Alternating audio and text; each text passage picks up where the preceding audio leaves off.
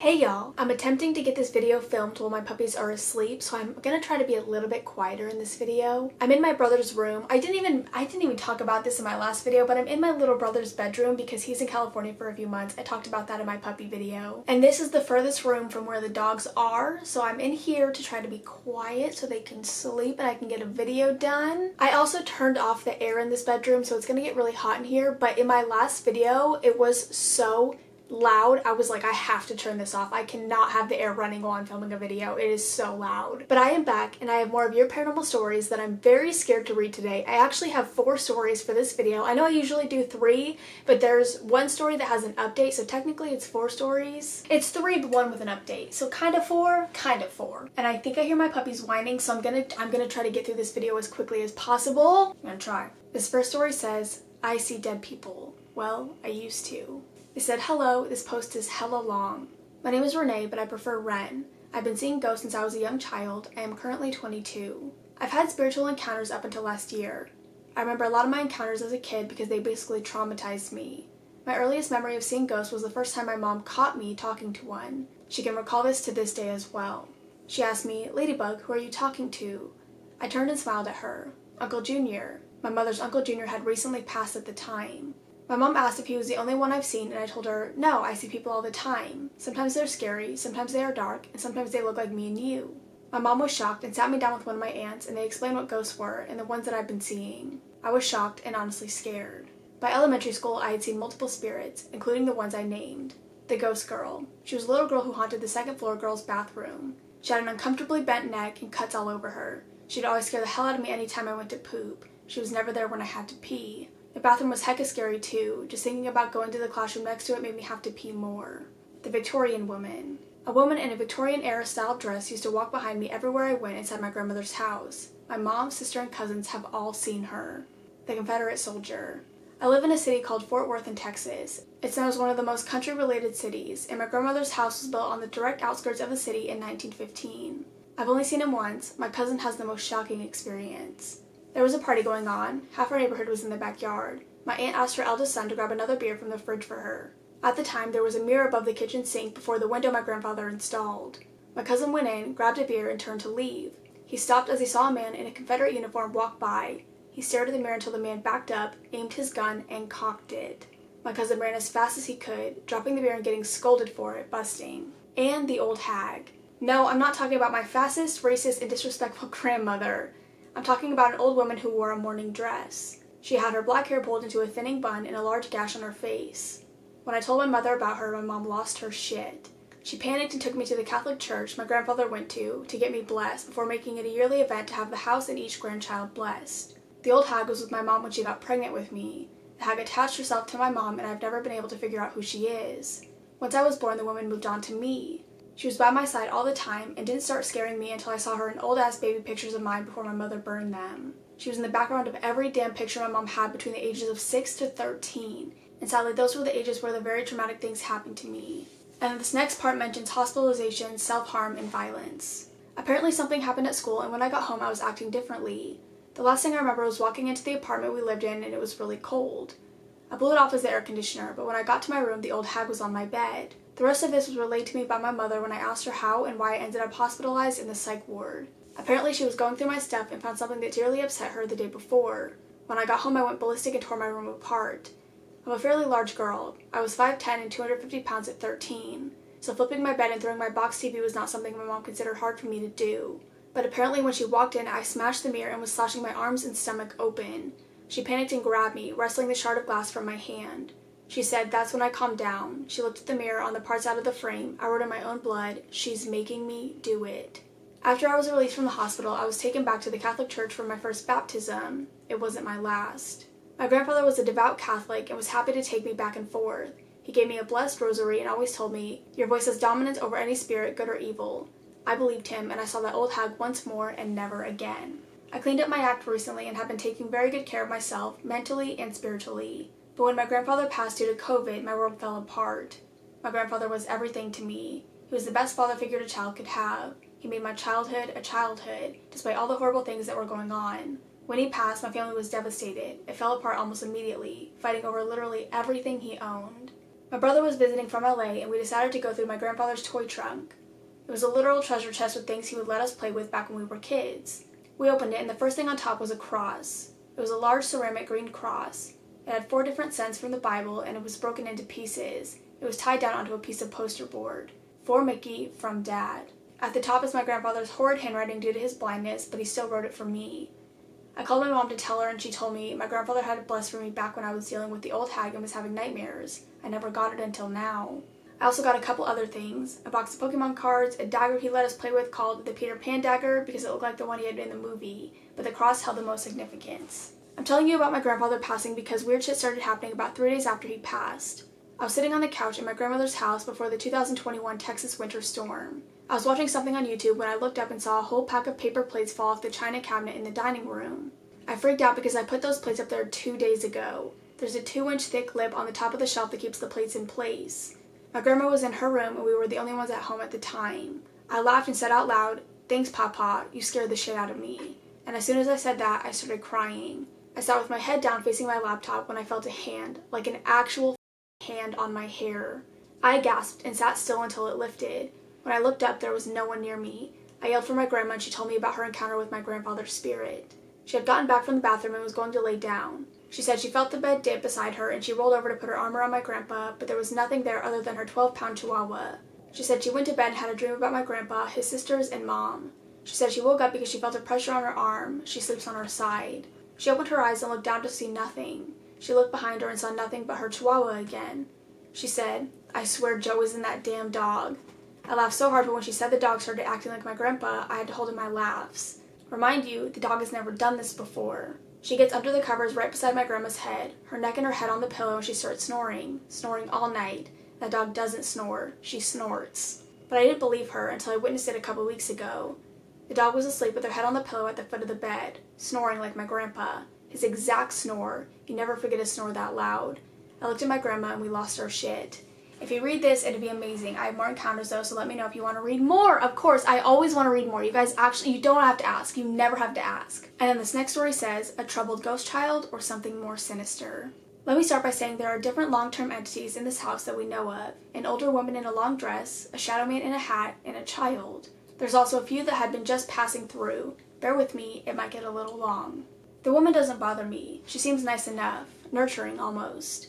The shadow man in the hat gives me slight anxiety, but I don't feel like he would cause any harm or have any malicious intent. The child, I guess that's what we'll call it, that's how it presents itself at least. On the other hand, oof. I've always been more sensitive to the spirit world, even had experiences with some darker energies, but this thing won't go away and I hate it. It makes me feel sick.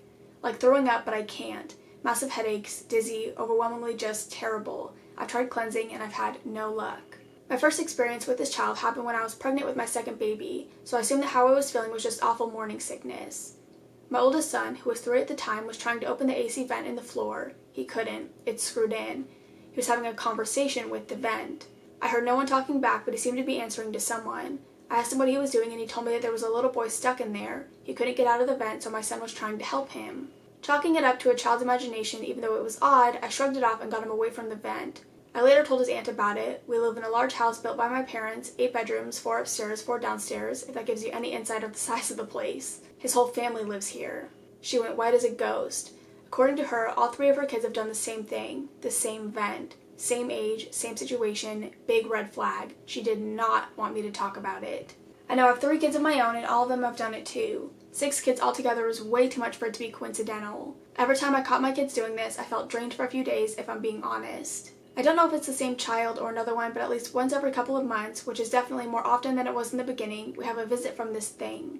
Usually something small like hearing it run across the kitchen in the dark and knocking something over, or the occasional tug on our shirt or pants. But I get that overwhelming sickness when it happens. I hope there isn't more than one of those damn things in my house. A couple weeks ago, however, I had another experience that freaked me out to the point that I wanted to cry. I was laying in bed watching TV and settling in for the night. It was almost 11 o'clock at night.